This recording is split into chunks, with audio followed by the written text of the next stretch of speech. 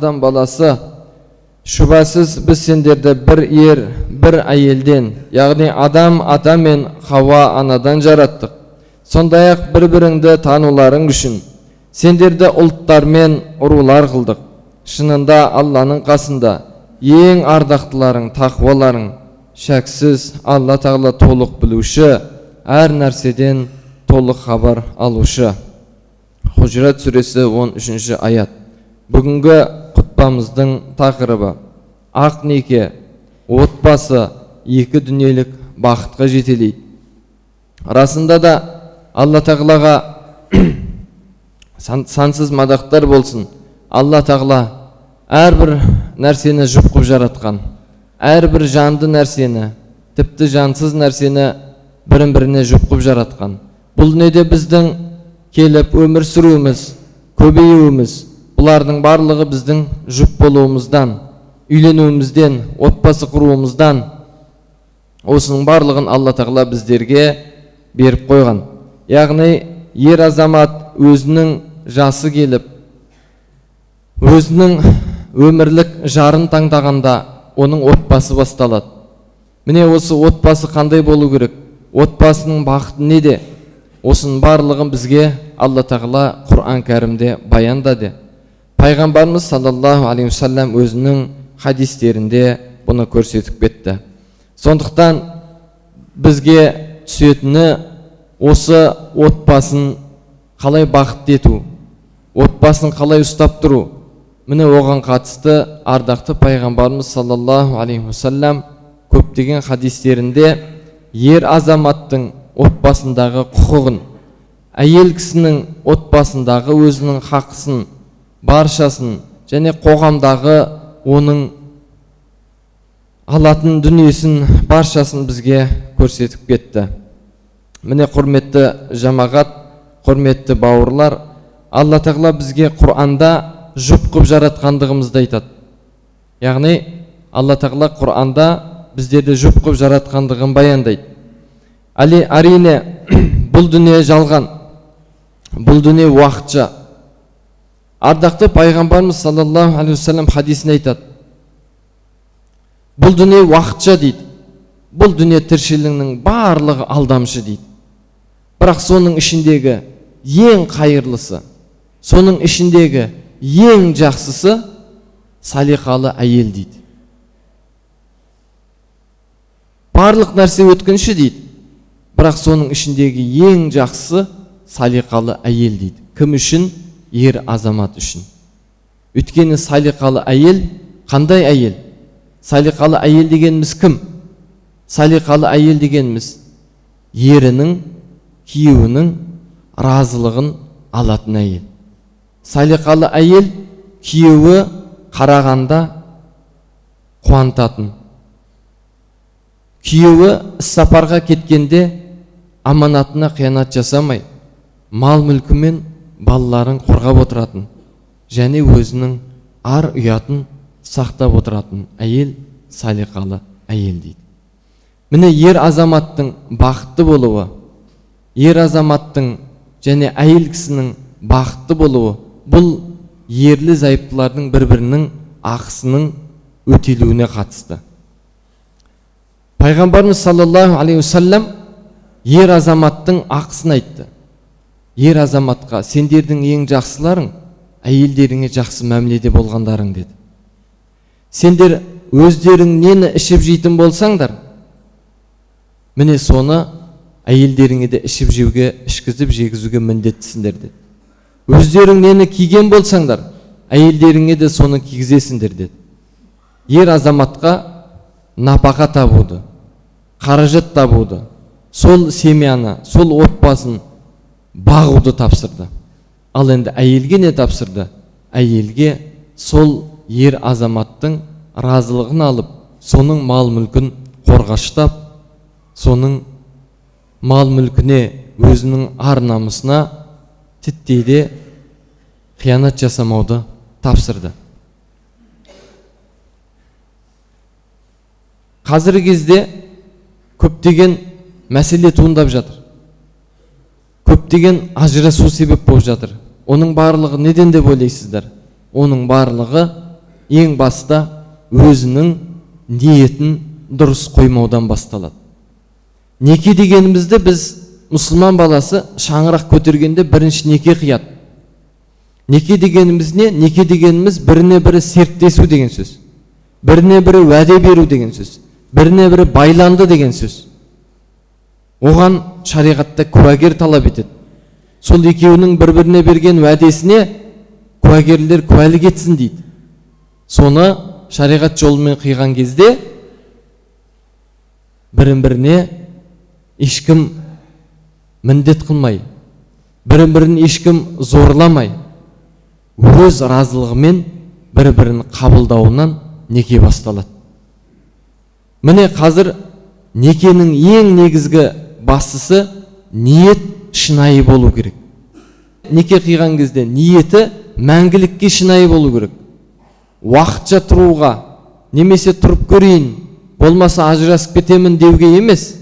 О бастағы оның ең негізгі өмір бойы мен осы әйеліммен өмір бойы қаламын, және әйелде мен өмір бойы осы еріммен тұрамын деп біріне бірі уәде бергеннен кейін сол ниетін шынайы байлау керек. Екінші нәрсе, қазір кезде отбасын сақтаудың ең маңызды нәрселердің біріне ол бір-біріне деген жауапкершілікті ұмытып жатыр. Ер кісі өзінің жауапкершілігін ұмытты, әйел кісі өзінің жауапкершілігін ұмытты, содан отбасы ыдырай бастады. Қазір көптеген әйелдеріміз, Алла Тағала Құранда айтады, адам баласын, яғни ер мен әйелді бір-біріне жаратқан кезде бір-біріне ұқсатпай жаратқан. Ер азаматтың көтеретін жүгін әйел көтере алмайды. Әйелдің жүгін ер азамат көтере алмайды. Сондықтан ер мен әйелді өзінің әрқайсының жауапкершілігін Құранда айтады. Бізде керісінше әйел ер азаматтың тірлігін істеп кетсе, немесе ер азамат әйел кісінің тірлігін істеп кетсе, онда әрине ол шаңырақтың ғұмыры көпке созылмайды ағайындар. Бұл жерде ең бастысы біз біріміздің жауапкершілігімізді білуіміз керек. Алла Тағала Құранда айтады, ер азаматтар дейді, еркектер деп біледі, ар-риджалу дейді, қауамуна алан ниса дейді, еркектер дейді, ер азаматтар да айтады, олар әйелдерді билеуші дейді. Ер азамат үйде билеуші. Өйткені Алла бірінен артық етті дейді.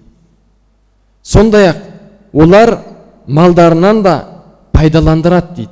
Яғни ер азамат өзінің ішіп жегенін әйел кісіге береді.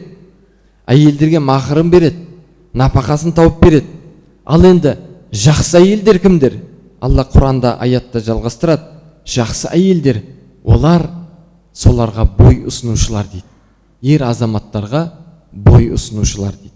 Алла олардың қорғауға бұйырған көмескі нәрселерін дейді, яғни арын, абыройын қорғаушылар, міне солар жақсы әйелдер дейді.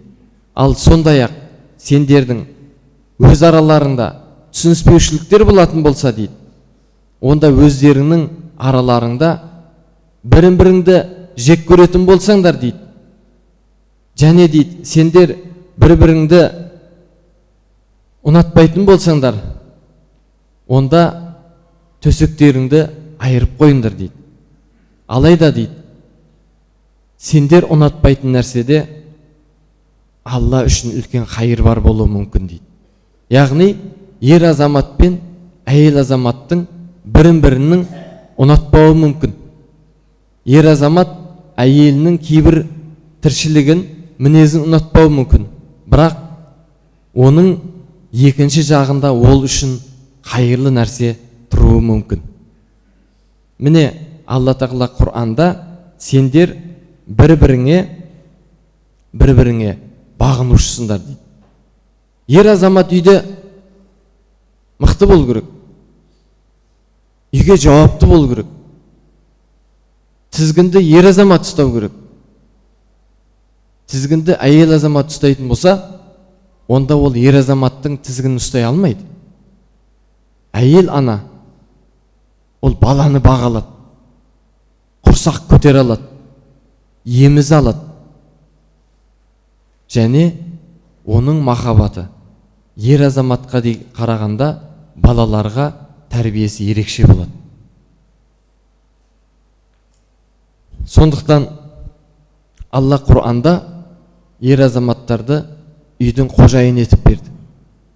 Бірақ қожайын екемін деп барлығына басқара беру емес, өз араларында келісіңдер, өз араларында біріңе бірің ақылдасыңдар дейді. Неке бақытының, отбасы бақытының тағы бір ескеретін нәрсе ол жақсы мәміледе. Ерлі зайыптылар жақсы мәміледе болса, ол бүкіл қоғам жақсы болады. Алла Құранда айтады, ер мен әйелдер, мүмин әйелдер, мүмин ерлер біріне бірі көрпе секілді жамылғы дейді. Біріне бірі көрпе дейді, көрпе. Қандай көрпе? Бірінің айыбын жабушы көрпе дейді. Қазір ер азаматтар мен әйел азаматтардың арасындағы үлкен мәселе неде? Ерін айыбын жасыра алмаған әйел қоғамға барып, өзінің достарына, ата-анасына оның айыбын ашады. Сосын не болады? Ол шаңырақ шайқала бастайды. Ер азаматтарда қазір әйелдерін жамандай бастаған ер азаматтар бар.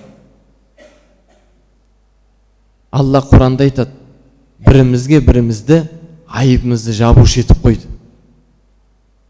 Сіз жақсы көрмейтін мінезі болса, жақсы көретін мінезін есіңізге алыңыз. Сонда мәселе шешіледі. Бірақ өкінішке орай бірінің бірін айыбын ашып, өсек тасушылар көптеген шаңырақтың отбасын шайқалтып жатыр. Ер азамат әйелінің ешқандай мінезін сыртқа айтпау керек. Әйелінің айыбын сыртқа ешқашан шығармау керек. Әйел де сондай болу керек. Ерінің, өзінің, күйеуінің айыбын ата-анасына да, бауырына да, досына да айтпау керек. Сонда ол бақытты әйел болады.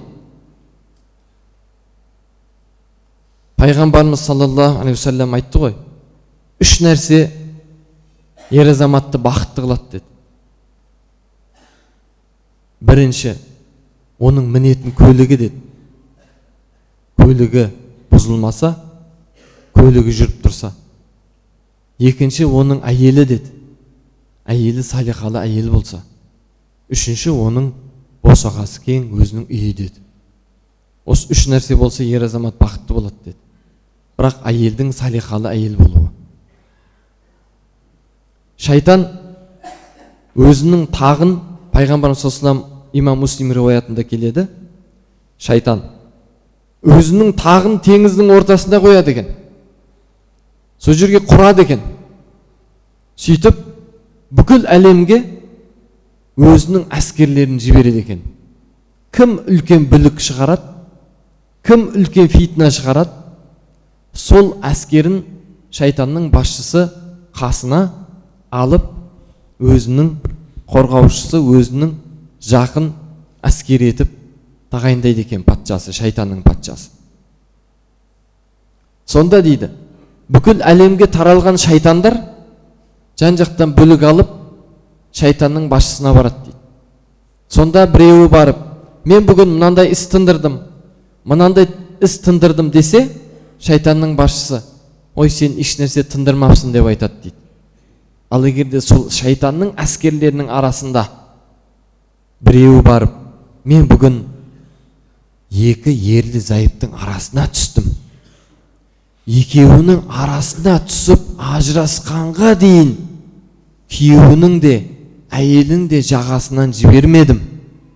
екеуін әбден біріне бірін араздастырдым, екеуінің шаңырағын шайқалтып келдім десе, шайтанның әскерінің басшысы бәрекелді, бүгін сен үлкен іс тындырыпсың деп оны жанына алады екен дейді.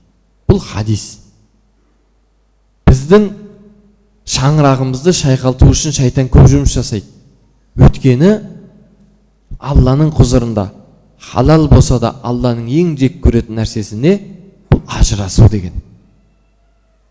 Міне, ерлі зайыптылардың арасына қазақ айтады, есі кеткен түсет дейді. Ерлі зайыптылардың арасына кім түсет дейді? Есі кеткен түсет дейді.